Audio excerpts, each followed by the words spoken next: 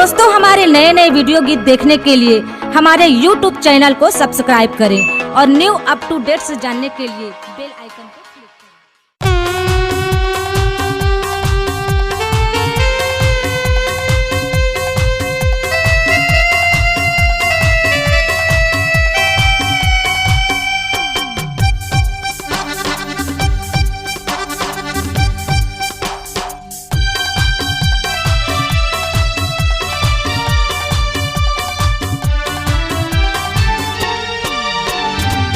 एक चुम्मा मोल दे देना रानी, एक चुम्मा मोल दे देना वो।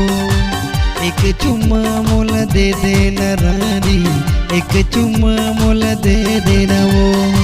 कबले मांगतो तोर कर मैं, कबले मांगतो तोर कर मैं, आके दे दे मोला वो। एक चुम्मा मोल दे देना रानी, एक चुम्मा मोला दे देना वो। एक चुम्मा मोला दे देना रानी, एक चुम्मा मोला दे देना वो।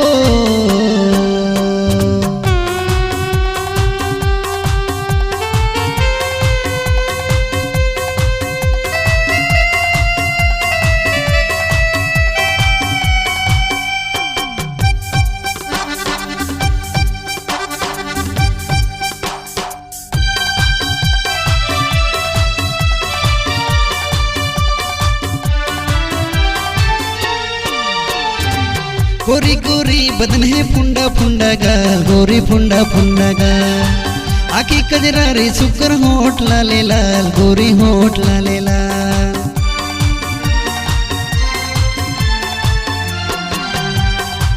गोरी गोरी बदन है फुंडा फुंडा गाल, गोरी फुंडा फुंडा गाल।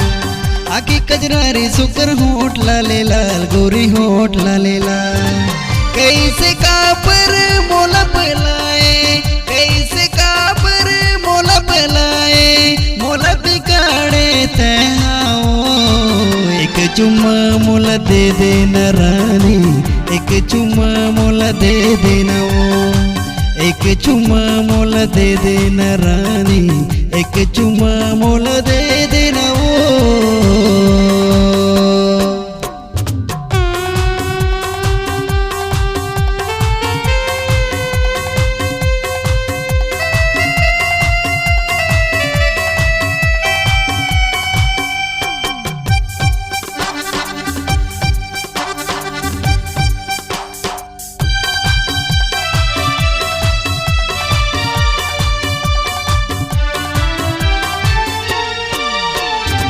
मटमट करे टूरी बदल के ते हैं फैशन, गोरी बदल के ते हैं फैशन। बन जा मोर सजनी मैं है, बन जा हूँ तुर साजन, गोरी बन जा हूँ तुर साजन।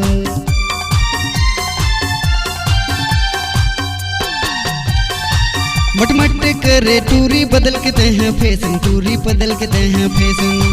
बन जा मोर सजनी गोरी बन जा हूँ तुर साजन, गोरी बन जा हूँ तुर साजन। कैसे आ घुमाते इतराए, कैसे आ घुमाते इतराए, अंग सटा लेते हाओ। एक चुम्मा मोला दे देना रानी, एक चुम्मा मोला दे देना वो। एक चुम्मा मोला दे देना रानी, एक चुम्मा मोला दे देना वो। कैसे कापर मोला पलाए, कैसे कापर मोला पलाए, मोला बिगाड़े तैयाओ। एक चुम्मा मोला दे देना रानी, एक चुम्मा मोला दे देना वो। एक चुम्मा मोला दे देना रानी, एक चुम्मा मोला दे देना वो।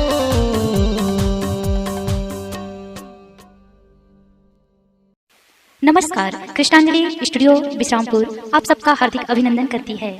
छत्तीसगढ़ी गीत, हिंदी ट्रैक या विज्ञापन रिकॉर्डिंग हेतु संपर्क करें श्री सुरेंद्र निषाद जी, विश्रामपुर।